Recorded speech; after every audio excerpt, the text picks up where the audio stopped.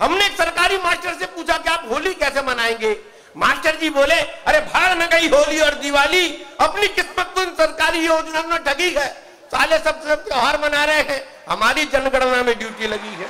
अपनी तकलीफ को रो रहा कि साले सब त्योहार मना रहे हैं, हमारी जनगणना में ड्यूटी लगी है, और रजिस्टर कंधे पर लटकाए आंखों का जाल बुनने में लगे हैं, और आप अपने पैदा कर करके छोड़ दिए हम गिनने में लगे हैं। देश के वरेण्य व्यंग्यकारों में से एक, जो आम कवि सम्मेलनों में कम पाए जाते हैं, लेकिन अगर किसी कवि सम्मेलन में मिल जाए तो व्यंग्य की गारंटी होती है। श्रद्धेय माणिक वर्मा, केपी सक्सेना, शरद जोशी की परंपरा में एक नाम जो आगरा से चलकर पूरी दुनिया में पहुंचा, जिन्होंने व्यंग्य के इस तेवर को जिया। केवल 2 पंक्तियां सुनना उनके परिचय तक पहुंच जाए तो मैं हरेश चतुर्वेदी जी को आपके बीच बुलाना चाहता हूं कि पहले उसने रस कहा, फिर गुल कहा, फिर ले कहा। पहले उसने रस कहा, फिर गुल कहा, फिर ले कहा। इस तरह जालिम ने रसगुल्ले के टुकड़े कर दिए। जोरदार तालियां बजाइए भाई हरेश चतुर्वेदी, आगरा, उत्तर प्रदेश। महोबा के भाई और उनकी बहनों,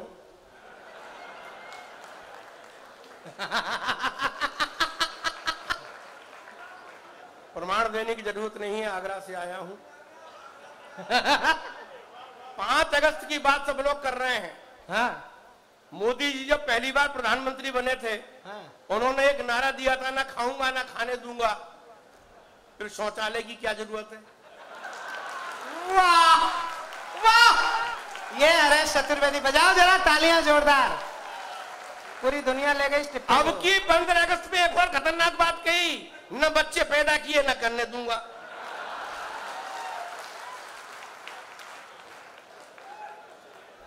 मामला जाने कहां जाकर रुकेगा। मित्रों, मोदी की बातें चुटकियां लेते हुए सुनिएगा। 8 नवंबर 2016 को उन्होंने नोटबंदी की घोषणा की। पीयूष, हाँ सुनो भाई, कविता तुमने नहीं सुनी और महोबा को समर्पित करके जाना चाहता हूं। ये कविता सुनिए, नोटबंदी पर लिखी हुई मेरी कविता है।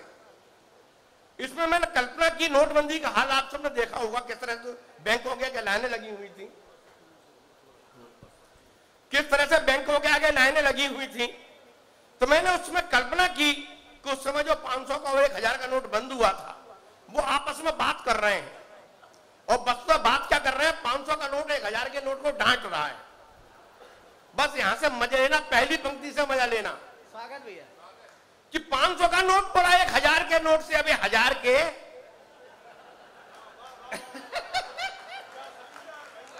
500 का नोट बोला 1000 के नोट से, अभी 1000 के साले न मंदिर के रहे न मजार के। वाह वाह, हो गई भाई, बढ़िया बात है। आपस में बात डांट रहा। हाँ। 500 का नोट पड़ा 1000 के नोट से, अभी 1000 के न मंदिर के रहे न मजार के।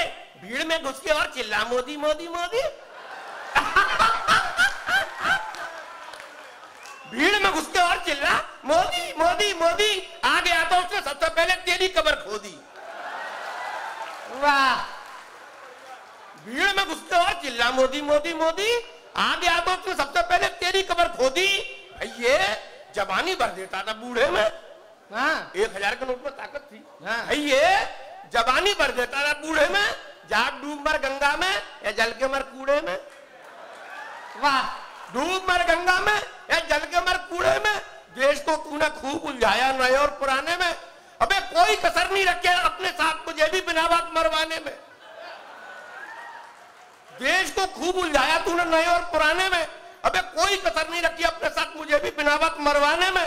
वो तो मैं था, अपनी इज्जत लगा गया और किसी तरह से भेज बदल के आ गया। वाह वाह वाह वाह वाह वाह वाह वाह, पंडित जी, भेज बदलने का जवाब। अबे कोई कसर नहीं रखी अपने साथ मुझे भी बिना बात मरवाने में।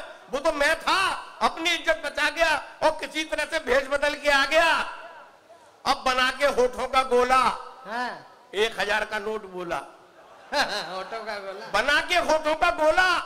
1000 का नोट बोला। अबे अधे रहे गधे के गधे। हाँ। अबे अधे रहे गधे के गधे।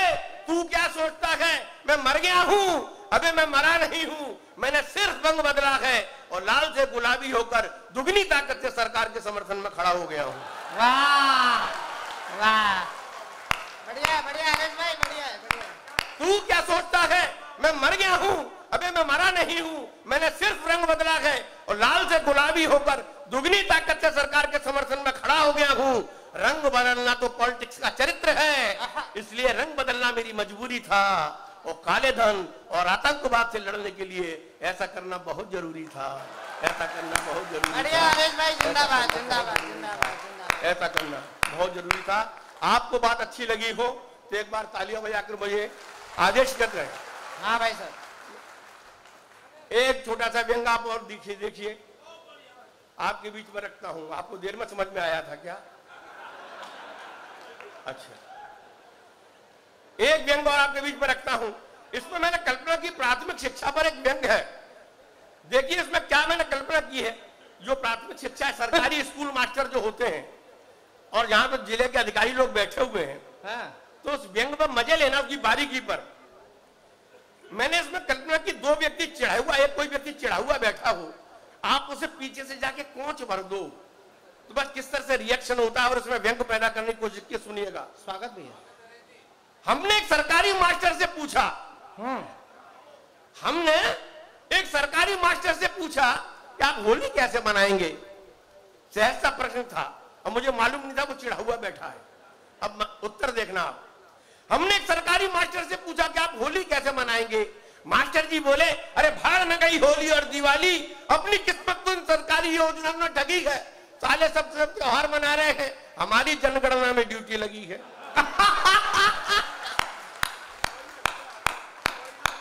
अपनी तकलीफ को रो रहा है कि साले सब त्योहार मना रहे हैं, हमारी जनगणना में ड्यूटी लगी है और रजिस्टर कंधे पर लटकाए आंखों का जाल बुनने में लगे हैं और आप अपने पैदा कर करके छोड़ दिए, हम गिनने में लगे हैं। वाह वाह भाई, बढ़िया भाई साहब। कि रजिस्टर कंधे पर लटकाए आंकड़ों का जाल बुनने में लगे हैं और आप तो अपने पैदा कर करके छोड़ दिए, हम गिनने में लगे हैं, हम गिनने में लगे हैं। इसी विश्व में एक व्यंग देखिए, मिड डे मील इसका शीर्षक है। जो सरकारी स्कूल है उसमें स्वादिष्ट मध्याह्न भोजन बांटा जाता है। जिलाधिकारी महोदय बैठे हुए हैं साहब। जो स्कूल का चित्र मैंने देखा, वो चित्र आपको दिखाता हूं। अब महुआ के सुधी लोगों मजा लेना इस व्यंग पर खुल के। जो मैंने दृश्य देखा वो दृश्य दिखाता हूं, फिर व्यंग शुरू करता हूं। कि चपरासी खीर के पतीले पर दंड पेल रखे गए। जो मैंने देखा आपको दिखा रहा हूं कि चपरासी खीर के पतीले पर दंड पेल रखे गए, हेडमास्टर रोटी बेल रखे गए। वाह। कि चपरासी खीर के पतीले पर दंड पेल रखे गए, हेडमास्टर रोटी बेल रखे गए और सारे मास्टर मिलके खाना परस रहे हैं। इस तरह स्कूलों में शिक्षा के बादल बरस रहे हैं। यह बात अच्छी लगी तो पूरी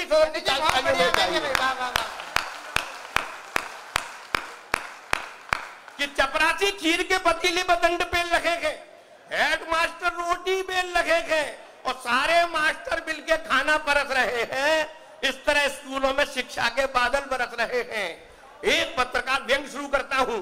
एक पत्रकार बोले, मास्टर जी आप सुबह सुबह राशन लाते हैं, दिन भर उसे पकाते हैं, शाम तक ठिकाने लगाते हैं, फिर आप बच्चों को कब पढ़ाते हैं? वाह वाह वाह। एक सहजता प्रश्न था लेकिन मास्टर वही अटका हुआ है। उत्तर देखना, मजा लेना। एक पत्रकार बोले, मास्टर जी आप सुबह सुबह राशन लाते हैं, दिन भर उसे पकाते हैं, शाम तक ठिकाने लगाते हैं, फिर आप बच्चों को पढ़ाते हैं। मास्टर जी बोले, अरे बच्चों को पढ़ने और पढ़ाने की चिंता तो हमें सताती है, लेकिन उससे बड़ी एक और चिंता हमें खाई जाती है कि खाना स्वादिष्ट नहीं बने तो अधिकारी तरह तरह की जांचों के गोले दाग जाते हैं और खाना स्वादिष्ट बन जाए तो खा पी के बच्चे घर भाग जाते हैं।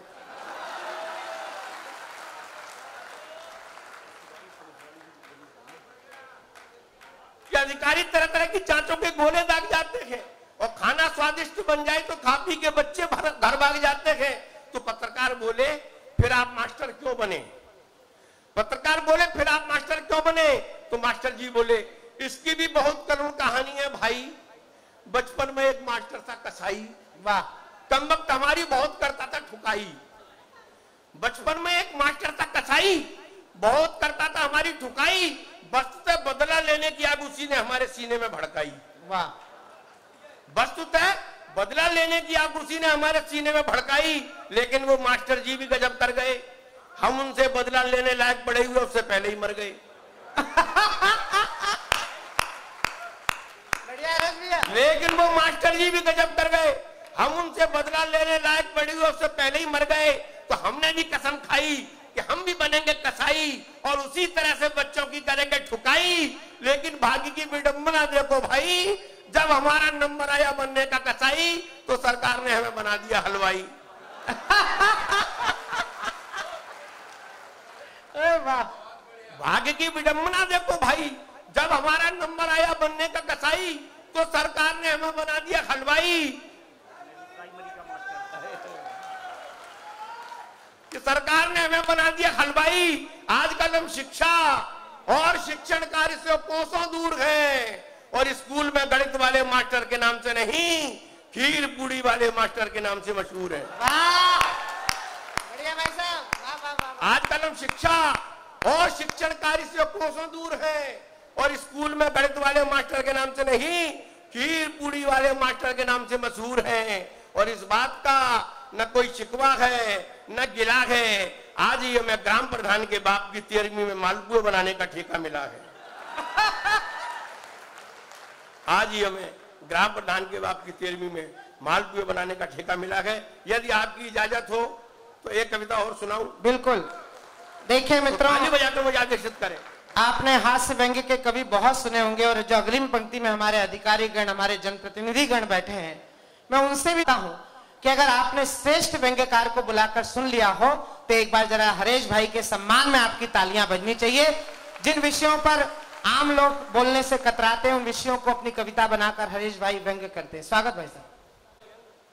मेरा बहुत प्रसिद्ध हुआ, जिसके लिए पीयूष भाई अभी मुझसे आग्रह करके गए हैं। स्वागत भैया। उस कविता के लिए बस रुका हूं मैं, आपको विशेष रूप से सुनाना चाहता हूं।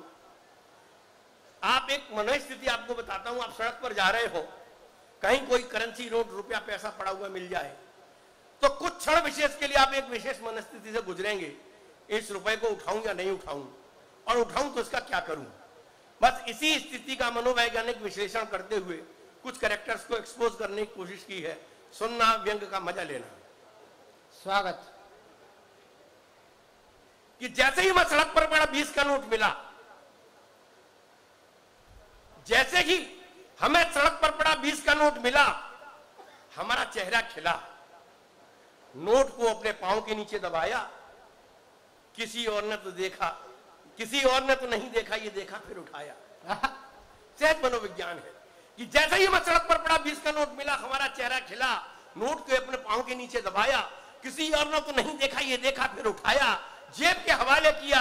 अरे मन तो बेईमान था लेकिन आत्मा ने समझाया। और अखबार के दफ्तर में एक विज्ञापन दे आया। देसी शराब के ठेके के सामने 20 रुपए का नोट मिला है, जिस किसी भी सज्जन का हो समुचित प्रमाण देकर ले जाएं। व्यंग्य यहां से शुरू होता है मित्रों। जेब के हवाले किया। अरे मन तो बेईमान था लेकिन आत्मा ने समझाया।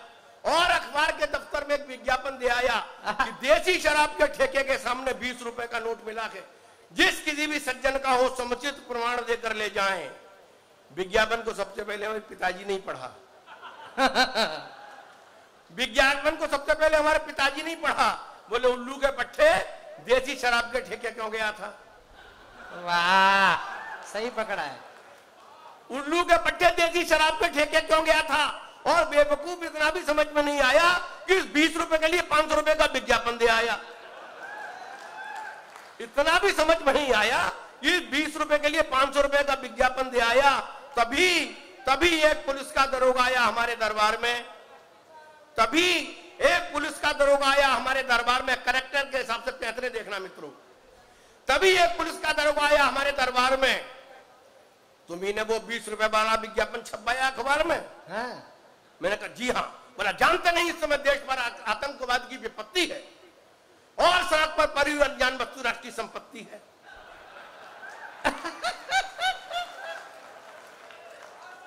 करेक्टर के साथ पैतरे देखना कि जानते नहीं इस समय देश पर आतंकवाद की विपत्ति है और सड़क पर पड़ी हुई अनजान वस्तु राष्ट्रीय संपत्ति है।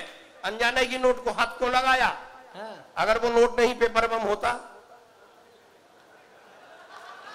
वाह वाह। अनजाने की नोट को हाथ क्यों लगाया? अगर वो नोट नहीं पेपर बम होता और फट जाता तो बरखुरदार तुम्हारी लाश के भी चितड़े उड़ जाते, फिर इस अखबार में इस विज्ञापन की जगह तुम्हारी उठावनी के फोटो नजर आते। वाह। कानून तोड़ता राष्ट्रीय सुरक्षा का, बंद कर दूंगा, कौन सा नोट है निकालो। हम घबरा कर बोले दरोगा जी ये लो ये लो, लेकिन आपने इस काम के लिए दरोगा होकर कष्ट किया, इस काम के लिए किसी सिपाही को ही भेज देते। बोला उसी को भेजता अगर रुपए कम होते। स्टैंडर्ड देखिए आप, इस काम पे सिपाही को ही भेज देते। बोला उसी को भेजता अगर रुपए कम होते। यहाँ तो 20 रुपए का सवाल है। हमने कहा कमाल है दरोगा जी, कमाल है। दरोगा को 20 रुपए देके हमने अपना पिंड छुड़ाया कि तभी हमारे इलाके का नामी बदमाश हमारे घर आया। वाह। दरोगा को 20 रुपए देके हमने अपना पिंड छुड़ाया, तभी हमारे इलाके का नामी बदमाश हमारे घर आया। बोला सुना है तुमने कोई अखबार में 20 रुपए वाला विज्ञापन छपवाया है? मैंने कहा सुना है, आपने विज्ञापन पढ़ा भी नहीं है, फिर आपको किसने बताया? बोले अभी अभी दरोगा बता के गया है। वाह। आपने विज्ञापन पढ़ा भी नहीं, फिर आपको किसने बताया? बोले अभी अभी दरोगा बता कर गया है, कौन सा नोट है निकालो। हम घबरा कर बोले यार वो तो दरोगा ले गया। बदमाश बोला वो तो उसके थे, अब हमारे निकालो। हमने कहा यार वो तो दरोगा ले गया, अरे वो तो उसके थे, अब हमारे निकालो जो तुम्हें सड़क पर मिलेंगे। और हमारे पास तो समुचित प्रमाण है, ये जो चाकू लटक रहा है ना, इसकी नोक पे तुम्हारे प्राण है। हाय हाय हाय हाय। हमारे पास तो समुचित प्रमाण है, ये जो चाकू लटक रहा है ना, इसकी नोक पे तुम्हारे प्राण है। बदमाश को भी 20 रुपए देके हमने अपना पिंड छुड़ाया कि तभी एक राजनीतिक हमारे घर आया। हम आया सही। करेक्टर के साथ पैतरा देखना मित्रों, किसी पार्टी का नाम नहीं लिया मैंने, पूरी राजनीति पर व्यंग किया है। वाह। कि बदमाश को भी 20 रुपए देके अपना पिंड छुड़ाया कि तभी एक राजनीतिक हमारे घर आया। बोले वाह भैया 20 रुपए में ईमानदारी हो जा रहे हो, बाहर की दुनिया को चोटा बता रहे हो, बाकी 1980 कहां है, पूरे 2000 गिरे थे।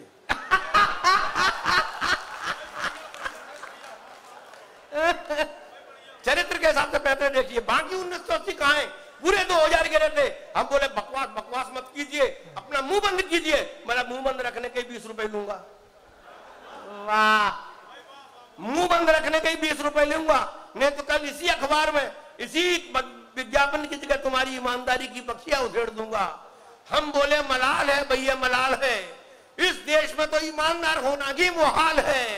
तभी आवाज आई दोस्त, ये वो देश है जहां व्यवस्था अपराध की सीपी में पलती है और यहाँ बेईमानी बड़ी ईमानदारी से चलती है। यहाँ बेईमानी बड़ी ईमानदार। आइए मित्रों, हरीश चतुर्वेदी ने एक श्रेष्ठ व्यंग पढ़ा और निश्चित रूप से उन्होंने जितना सुनाया वो आपने पहली बार सुना होगा। मैं जब जब हरीश भाई को सुनता हूं तो अंदर से आनंदित होता हूं। हमारे मंच के कवि उनकी कविताओं पर आनंदित होते हैं। एक बार मैं चाहता हूं पुनः जोरदार ताली बजाकर भाई हरीश चतुर्वेदी जी का अभिनंदन करिए। बहुत श्रेष्ठ काव्य पाठ उनका रहा।